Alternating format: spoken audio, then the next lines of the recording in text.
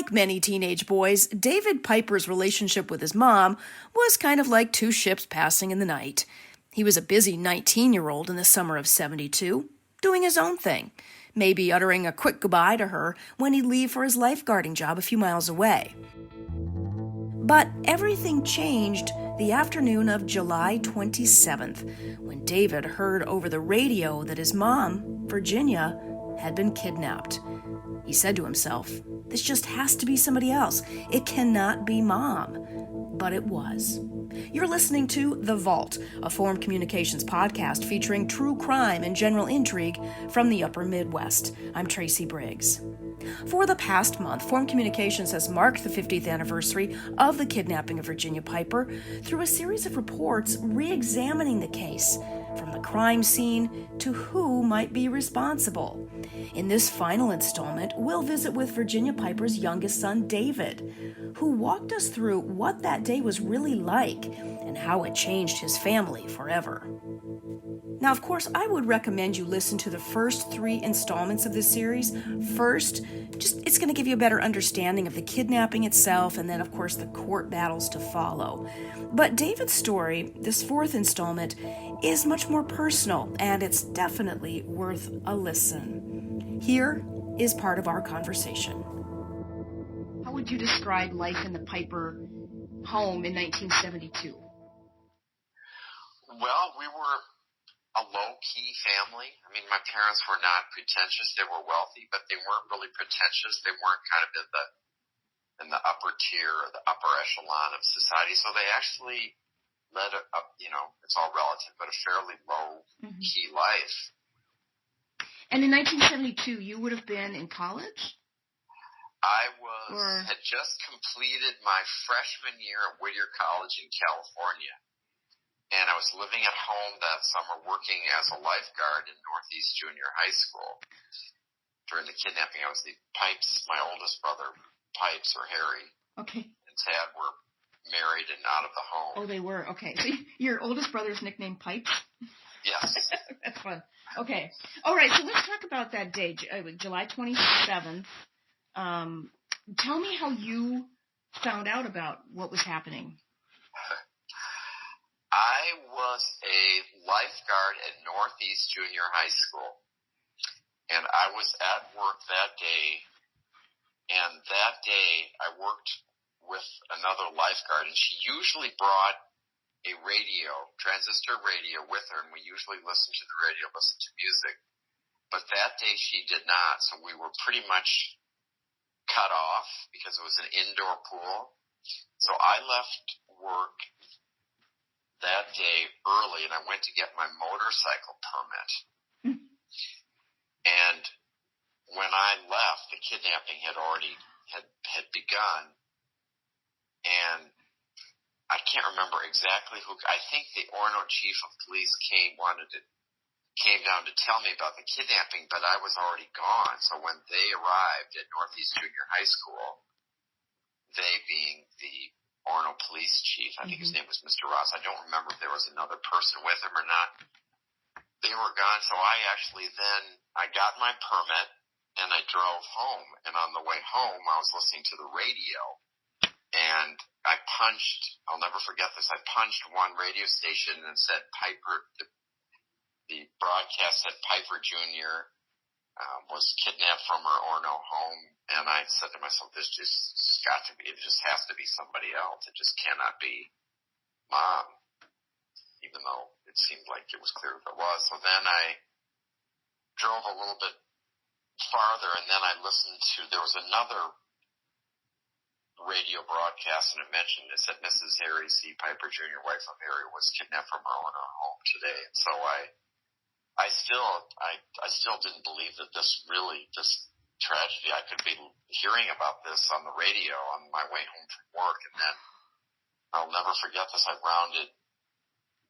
turned into where our driveway is, and there were just there were police cars and reporters. And then I knew that it was real, and this tragic event had really occurred.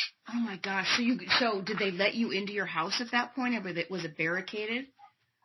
It was barricaded, and I think they recognized me. And I think I was kind of freaking out at that point in time, a little bit on the hysterical side. So I think they believed that I was her son, and they let me up to the house, and then it became kind of this surreal experience for 2 days. Yeah. So who was inside the house at that point? Was your dad still there?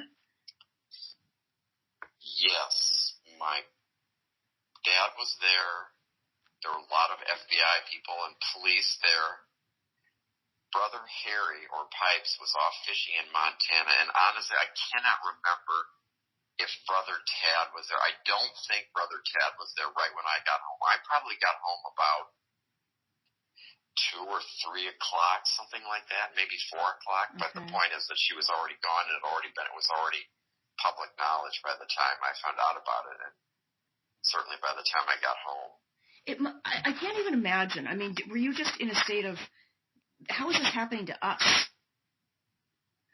Exactly. I mean, your brain kind of shuts down. I mean, I heard it was obviously Mom that they were talking about, but I said, it just can't be true. Mm-hmm. There's just got to be a mistake, or it's a strange practical joke or something, but so I didn't really believe it until I turned left on Spring Hill Road, rounded the corner, and then when I saw everybody there, and I think I heard helicopters too, so I knew, at that point, I knew it was true. So at that point, were you, I don't know, were you optimistic? Were you thinking Mom's going to make it through this, or were you doomsday, like, oh my gosh, she's not coming home? At first, I think I just assumed she would come home again. I think I was really shocked, but at least for the first day. I think the second day, either an FBI agent or the Orono chief of police or some law enforcement person told me that I needed to brace myself that I might never see either one of my parents again. So... Oh, my gosh. And you were at the time, 19 at the time? I was 19 at the time, yeah. Was there a feeling of helplessness, like, I want to go out there and help, I want to help find her, or, what was going through your brain about that? I think I just wanted her to be home and be safe. Mm-hmm. And, of course... And that was my number one priority, and we all decided, as a family, we decided we were going to cooperate with whatever they wanted just to make sure that she got home safely. That was our number one. That was our goal. We made that decision, that my brothers and my dad, we made that decision that we were going to, the dad was going to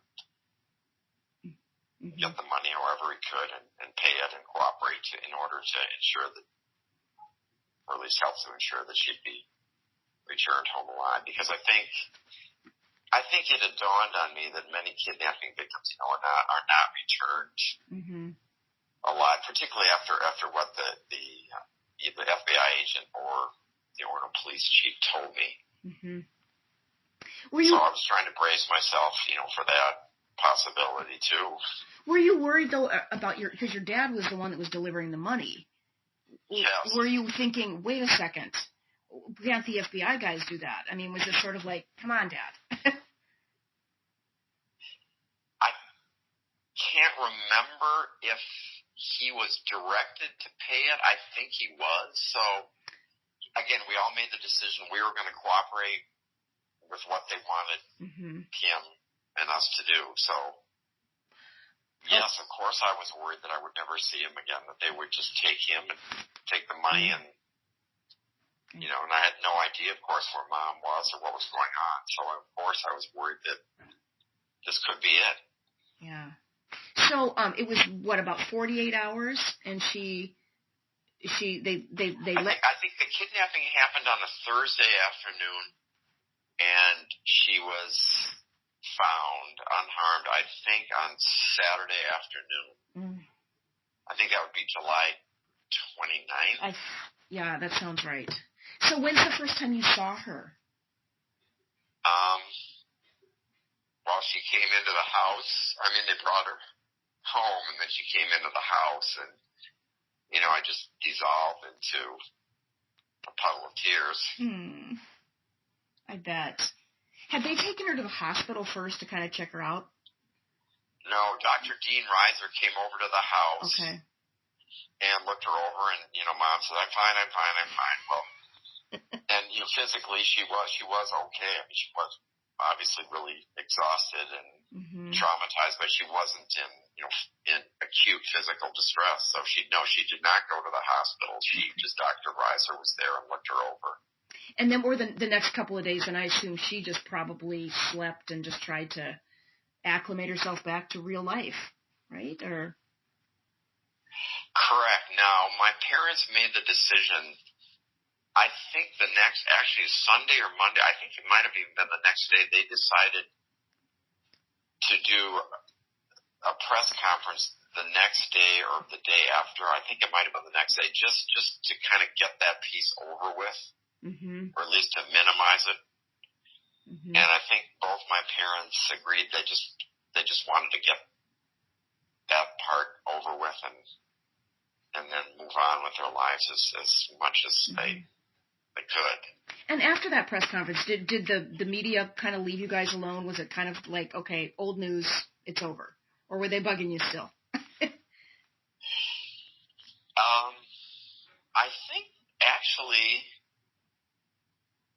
I think they pretty much left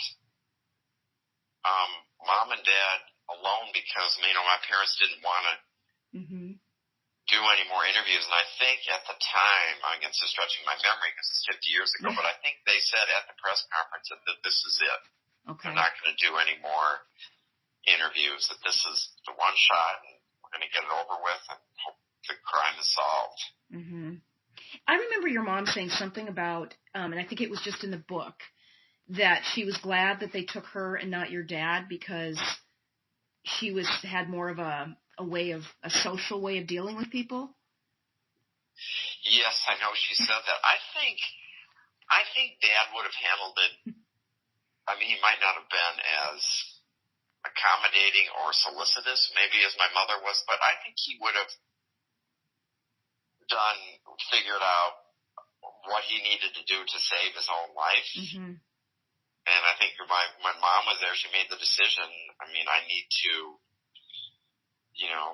cooperate and perhaps make a connection, or I might just be left chained to the tree. I mean, he could have just taken off and not made any calls, and who knows what would have happened. So as the years then rolled on, was it something that you as a family, would you talk about it, or was it something you just, hey, we're not going to bring it up, it's a tragic time in our lives? My brothers, I think, I was living at home, so Mom and Dad and I talked about it a lot, or I should say more like Mom talked a lot about it with Dad and I kind of quietly sitting there listening. So I think she processed a lot of it, most of it with my dad and with me at home and to a certain extent with my brothers, but she didn't go out and really talk to her friends that much about it. She was, although she was very social, she was also very private about stuff like that. So she didn't want to go to a party and talk about it. And I don't think she really did that very much. So was it just did she sort of just get back to normal life? And I think she did a lot of volunteer work, and she was served on boards and. Yeah, she did. She tried to. My parents made a decision. I think my dad broached the topic of moving, and I think my mother said absolutely not. And then I think Dad came around to no, we're not gonna move. We're gonna not have whoever did this destroy their lives. So they tried as best they could to just march on forward and lead their lives as best they could. Was there any fear amongst you or your brothers that they were going to come after you and try and kidnap you or your brothers?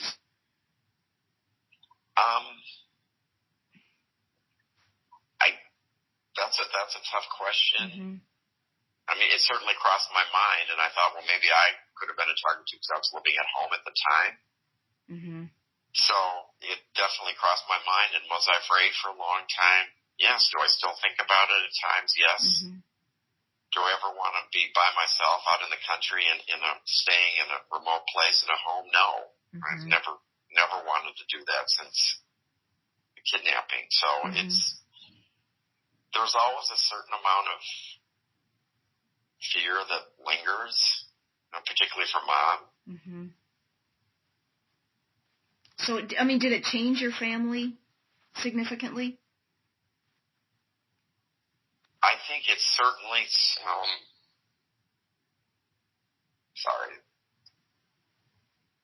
it's definitely strengthened the relationship with my mother. Mm-hmm.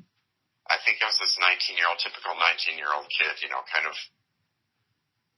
two ships passing in the night. I mean, I did my own thing, and I sort of took it for granted. And so, I mean, I think I grew up really fast. And mm-hmm. Probably, she was almost taken away from you, so probably appreciated her maybe a little more. Yeah, I mean, when she came back, she said something like, "Well, did you miss me?" So, at that point, I just dissolved. Oh. In front of, I mean, it was a very emotional time, and you can tell I'm still emotional talking about it to this day. Yeah, well, that makes sense.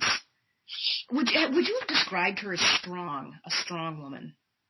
Yes. Yeah. I mean, she was one of these, she was very feminine and very charming and sweet and warm and all that good stuff and intelligent, intuitive, but she was also a lot stronger than I think people gave her credit for. Mm-hmm. Perhaps a bit of sexism at the time in the 70s and 80s. Mm-hmm.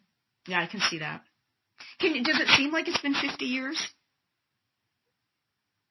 And now that we're talking about it, no, because I remember those days so well. Mm-hmm. And if you ask me what I had for dinner last night, I could say I'm not going to remember, but I remember a lot of it. I'm sketchy on some of the details, but because it was so traumatic, I remember it's just such a shock to the system. Mm-hmm. Because my parents, they never locked any doors or didn't have security or any of that. They just did not live their life like that. Wow. That changed after the kidnapping, of course. So they did. They put more security in the home after, because they stayed in that home for several more years, right? Yeah, they both died in that home. Yeah. Mom died in 1988, and Dad died in 1990. So they stayed in the home. Wow. So you, I mean, reflecting back on it, what do you wish now for us to think about this? Do you wish for justice? Do you hope that it's just a chapter? I would like to know who did it. Mm-hmm. That's all I want. I don't care about anything else. I don't care about proof beyond a reasonable doubt, or don't want the money back, or not even angry. I just want to know certainty. Mm-hmm. Who did it? I mean, my parents both died, so. Mm-hmm. But it would give me some peace of mind, and so that's the only thing I want out of this. Mm-hmm. And I wonder if the answer ever will come. I mean, no, I don't. At this point, I don't think so. Mm-hmm. I mean, because whoever did it, I mean, they're probably, they probably have to be at least over 70, probably. Mm-hmm. So, I mean, they're probably not alive now. If their relatives or know anything, they could come forward. But that's about all that that's really all that I wish for.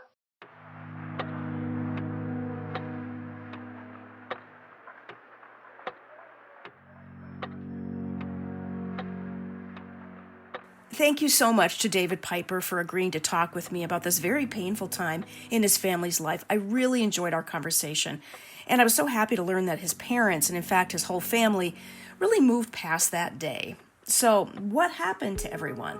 First of all, Virginia Ginny Piper. Well, following the kidnapping, she remained active in civic and community affairs. She devoted 25 years to Abbott Northwestern Hospital, where she served on the board of trustees.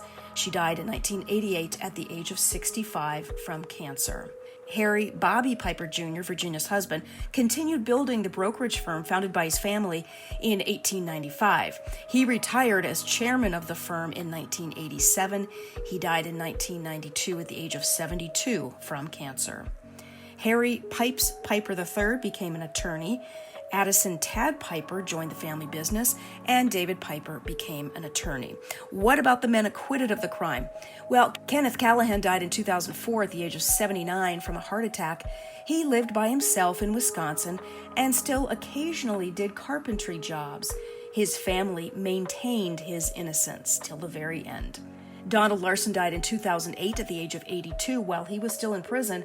He was believed to be Minnesota's oldest inmate at the time of his death. If you'd like to learn more about the kidnapping of Virginia Piper, I'd encourage you to read Stolen from the Garden, The Kidnapping of Virginia Piper by William Swanson. Bill Swanson, was a huge help to me in putting these stories together in these podcast episodes. He is nothing short of an expert on the case. Again, that book is called Stolen from the Garden, The Kidnapping of Virginia Piper, and the author is Bill Swanson. You have been listening to The Vault, a Forum Communications podcast covering true crime and general intrigue from the upper Midwest.